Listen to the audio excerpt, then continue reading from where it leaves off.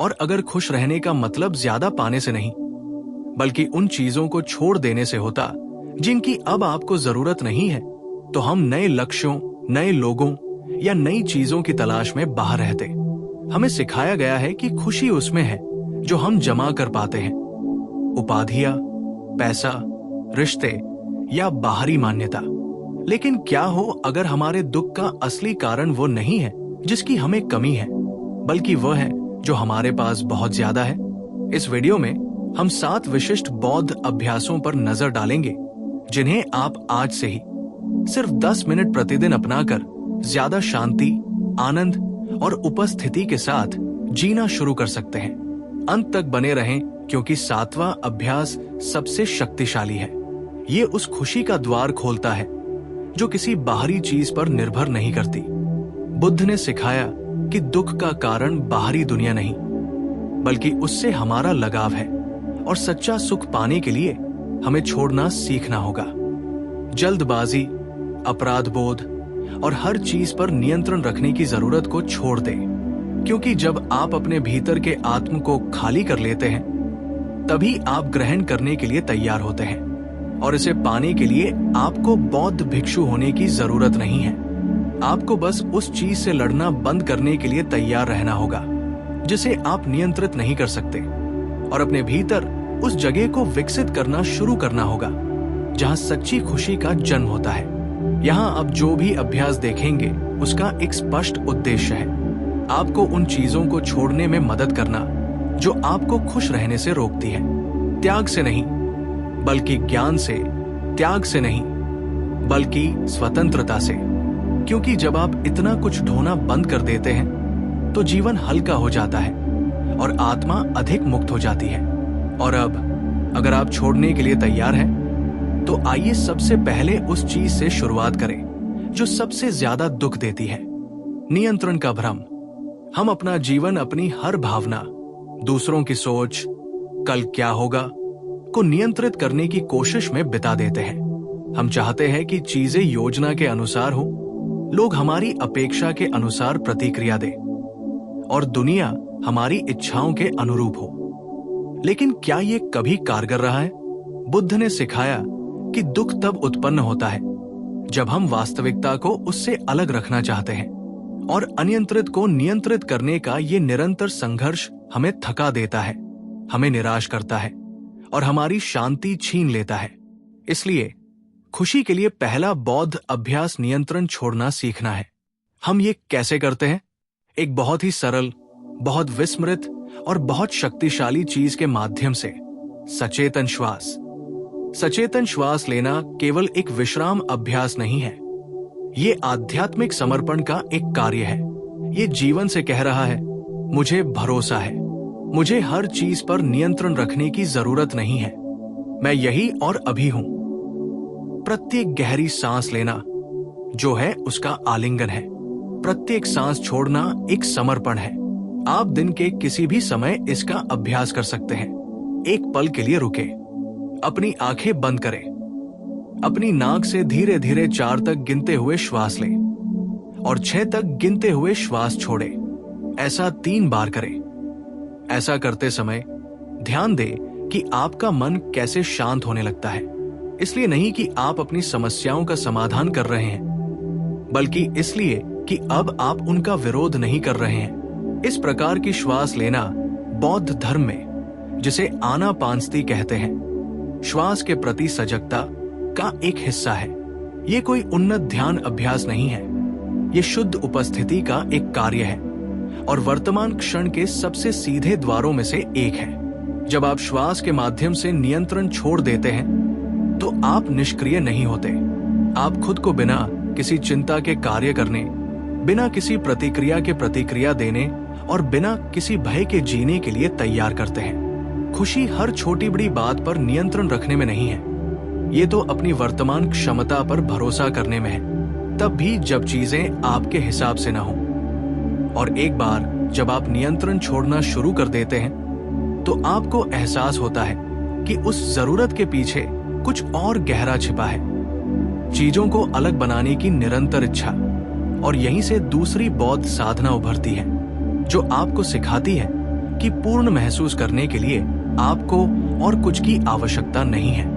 हम इच्छाओं में फंसे रहते हैं और अधिक पाने की और अधिक बनने की, कुछ ऐसा पाने की इच्छा जो अंततः हमें मिल जाने पर भी हमें संतुष्ट नहीं करती। फिर हम कुछ और चाहते हैं और फिर कुछ और इस तरह हम अपना जीवन उस खुशी के पीछे भागते हुए बिता देते हैं जो हमेशा एक कदम दूर लगती है। बुद्ध ने इसे स्पष्ट रूप से देखा था। इच्छा दुख की जड़ों में से एक है। इसलिए नहीं कि चीजों की इच्छा करना गलत है, बल्कि इसलिए कि हम इस विचार से चिपके रहते हैं कि जब हमें वो मिल जाएगी तो हम खुश होंगे। लेकिन ये वादा एक भ्रम है, क्योंकि इच्छा अंतहीन है। ये रूपांतरित होती है, बढ़ती है और कभी पूरी तरह से संतुष्ट नहीं होती। इसलिए सुख के लिए दूसरा बौद्ध अभ्यास संतोष का विकास करना है। पाली में इस अभ्यास को संतोष कहा जाता है और इसका अर्थ है एक ऐसा मन विकसित करना जो है उससे पूर्ण महसूस करे, हार न माने, अनुरूपतावादी न हो, बल्कि शांत हो। और यही सबसे महत्वपूर्ण हिस्सा आता है। संतोष बाहरी बदलावों से नहीं, बल्कि आपकी दृष्टि से प्रकट होता है। ये एक आंतरिक अभ्यास है, एक दैनिक प्रशिक्षण है। इसे जागकर और मेरे पास जो है उसके लिए धन्यवाद कहकर विकसित किया जाता है। इसे खाने और ये पर्याप्त है कहने से और मजबूत किया जाता है। ये तब और मजबूत होता है जब आप साधारण में, रोजमर्रा में, जो पहले से ही आपके जीवन का हिस्सा है, उसमें सुंदरता देखने का चुनाव करते हैं। आज ही इसे आजमाएं। सोने से पहले चुपचाप उन 3 चीजों की सूची बनाएं जो आपके पास है और आप कृतज्ञता महसूस कर सकते हैं। जरूरी नहीं कि ये असाधारण हो।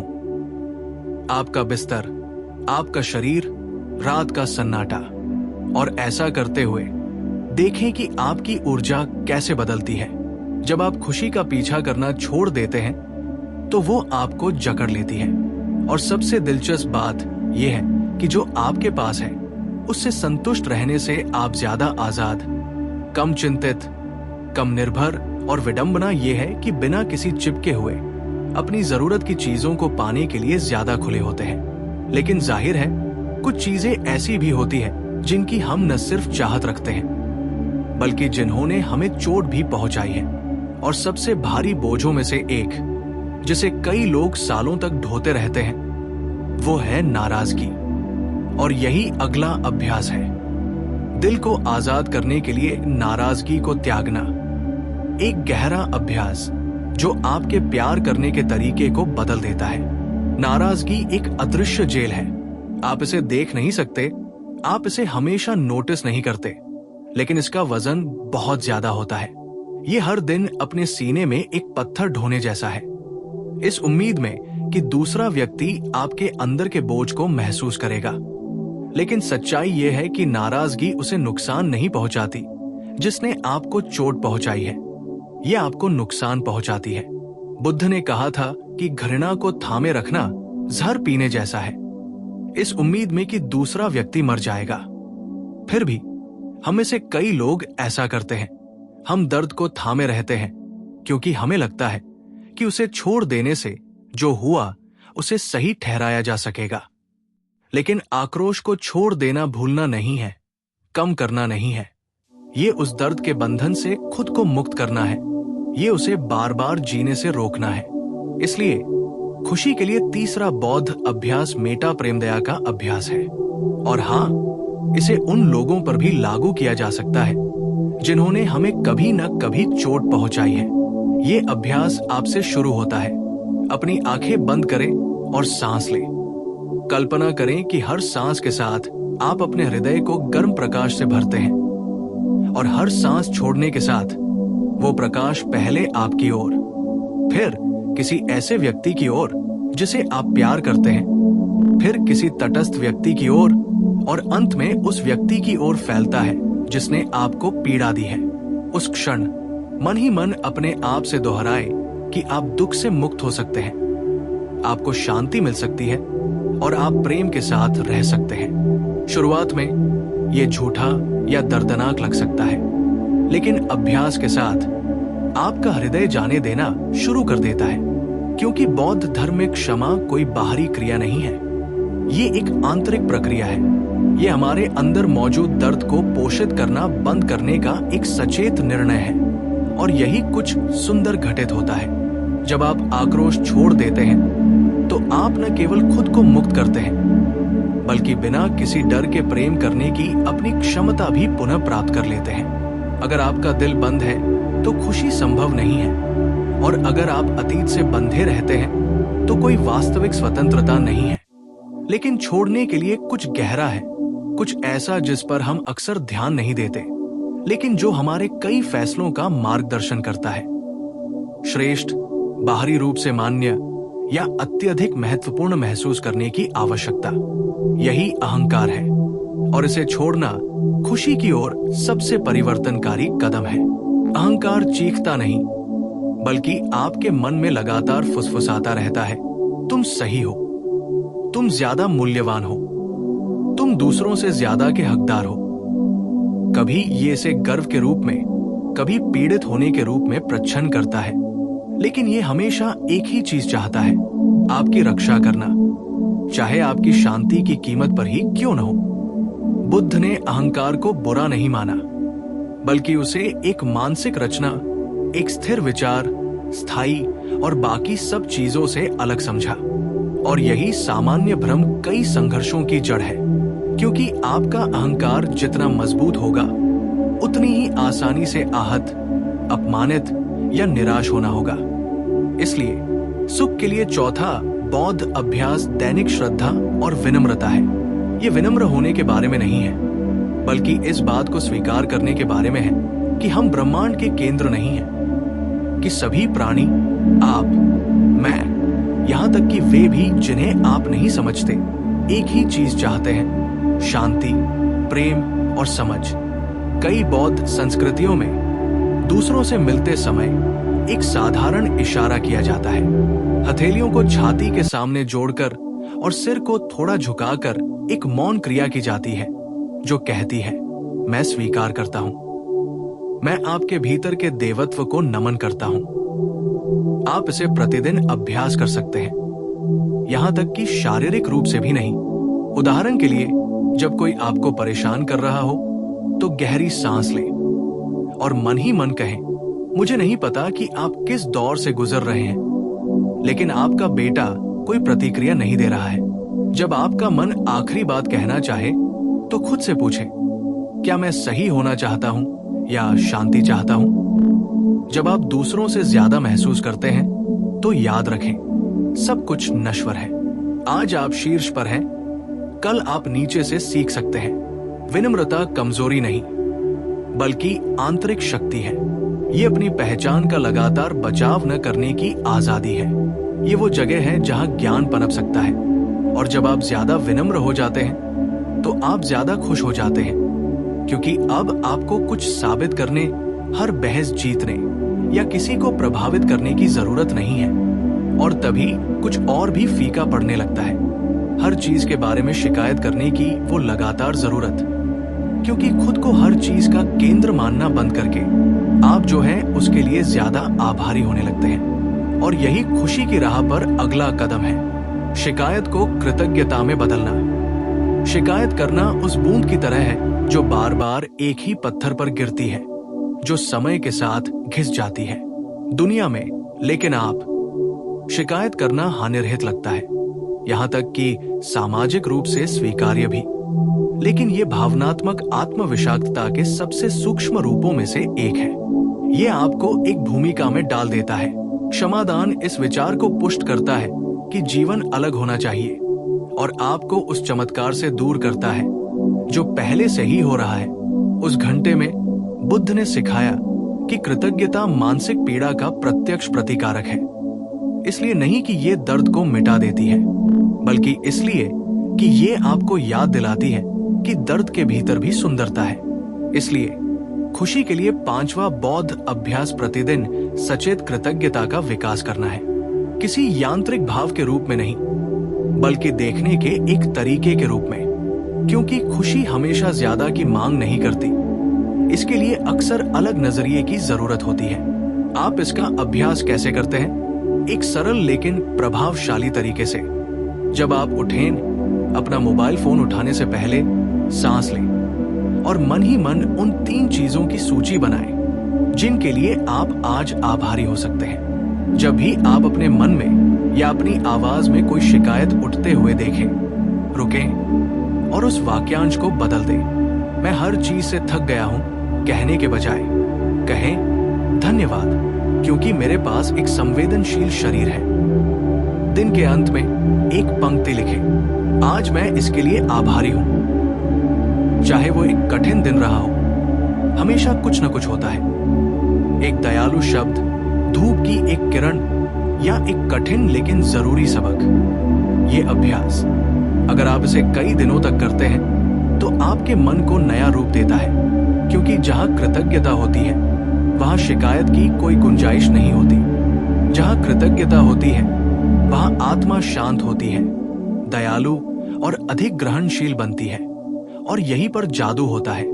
आप समझने लगते हैं कि अच्छा महसूस करने के लिए आपको हर चीज बदलने की जरूरत नहीं है। आपको बस अपने जीवन में जो पहले से ही सही है उसके प्रति अधिक उपस्थित रहने की जरूरत है। लेकिन जाहिर है, शिकायत अक्सर जल्दबाजी में जीने, दूसरों से अपनी तुलना करने या ये महसूस करने से उपजती है कि ये कभी पर्याप्त नहीं है। और यही परिवर्तन के इस मार्ग पर अगला कदम है, जल्दबाजी को त्याग कर वर्तमान क्षण में लौटना। जल्दबाजी एक खामोश महामारी है। ये हमें ये विश्वास दिलाती है कि सब कुछ तुरंत होना चाहिए, कि अगर हम कुछ उत्पादक नहीं कर रहे हैं तो हम समय बर्बाद कर रहे हैं। हम अपने शरीर को एक जगह और मन को दूसरी जगह रखकर जीते हैं। एक विचार से दूसरे विचार पर, एक कार्य से दूसरे कार्य पर, बिना रुके अपने जीवन की एकमात्र वास्तविक चीज वर्तमान क्षण में जीते रहते हैं। बुद्ध ने सिखाया कि सजगता, सती सच्चे ज्ञान का आधार है। अगर आप जीवन में मौजूद नहीं है तो आप उसे समझ नहीं सकते।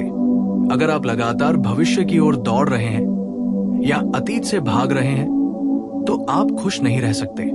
इसीलिए खुशी पाने का छठा बौद्ध अभ्यास है जागरूकता के जरिए जल्दबाजी को त्यागना। आपको किसी आध्यात्मिक एकांतवास या सैकड़ों घंटों के ध्यान की जरूरत नहीं है। आपको बस सच्ची और पूर्ण उपस्थिति के एक पल की जरूरत है। और आप इसे कैसे करते हैं? एक सचेत विराम से शुरुआत करें। दिन का कोई ऐसा पल चुनें जब आप पानी पी रहे हो, हाथ धो रहे हो या टहल रहे हो। रुके, महसूस करें, ध्यान से देखें। अगर आप पी रहे हैं तो स्वाद, तापमान और पानी के आपके गले से गुजरने की अनुभूति पर ध्यान दें। अगर आप चल रहे हैं तो अपने पैरों का जमीन से स्पर्श, अपने शरीर की गति, अपनी सांसों की लय को महसूस करें। अगर आप खा रहे हैं तो धीरे धीरे चबाएं। हर निवाले के लिए आभारी रहें। अपना फोन न देखें, बस खाएं। जल्दबाजी सिर्फ तेजी नहीं है, ये वियोग है। और जागरूकता अपने आप में लौटने की कला है। खुद को याद दिलाने की कि इस पल में कुछ भी छूटा नहीं है, कि ये पल जैसा है पहले से ही जीने लायक है। और जब आप अपने मन को बार बार वर्तमान में लौटने के लिए प्रशिक्षित करते हैं तो कुछ बदल जाता है। आपकी चिंताएं विलीन हो जाती है, आपका हृदय खुल जाता है, आपकी इंद्रियां प्रखर हो जाती है। जीवन एक दौड़ न रहकर एक पवित्र अनुभव बन जाता है। और उस उपस्थिति से आपके भय के साथ आपका रिश्ता भी बदल जाता है, क्योंकि कई भय घटित होने वाली घटनाओं से नहीं, बल्कि आपके जीवन में घटित होने वाली घटनाओं की कल्पना से उत्पन्न होते हैं। और ये हमें 7वें और अंतिम अभ्यास पर लाता है, अनित्यता के चिंतन के माध्यम से भय को त्यागना। एक गहन और शक्तिशाली अभ्यास जो सब कुछ बदल सकता है। भय अज्ञात, अनिश्चितता इस भ्रम को पोषित करता है कि हमारे स्वस्थ रहने के लिए सब कुछ वैसा ही रहना चाहिए। हम खोने, बदलने, बुढ़ापे या मृत्यु से डरते हैं। लेकिन इन सभी भयों के मूल में एक सत्य है जिसे बौद्ध धर्म स्पष्ट रूप से सिखाता है। कुछ भी हमेशा के लिए नहीं रहता। बुद्ध ने कहा, जो कुछ भी पैदा होता है वो मर जाता है, जो कुछ भी निर्मित होता है वो विलीन हो जाता है, जो कुछ भी शुरू होता है वो समाप्त हो जाता है। और ये शिक्षा एक दुखद कहावत होने के बजाय मुक्ति का द्वार है, क्योंकि जब आप गहराई से समझ जाते हैं कि सब कुछ अनित्य है तो भय अपनी शक्ति खोने लगता है। इसलिए सुख के लिए 7वां बौद्ध अभ्यास है अनित्यता का चिंतन करना, मृत्यु के बारे में अधिक चिंता न करना, बल्कि आज आपके जीवन में जो कुछ भी है उसे अधिक प्रेम और उपस्थिति के साथ अपनाना। ये अभ्यास हर सुबह या हर रात मौन में किया जा सकता है। अपनी आंखें बंद करें, सांस लें और चिंतन करें। मेरा शरीर अनित्य है, मेरी भावनाएं बदलती है, मेरे रिश्ते विकसित होते हैं, कुछ भी स्थिर नहीं है और इसीलिए सब कुछ मूल्यवान है।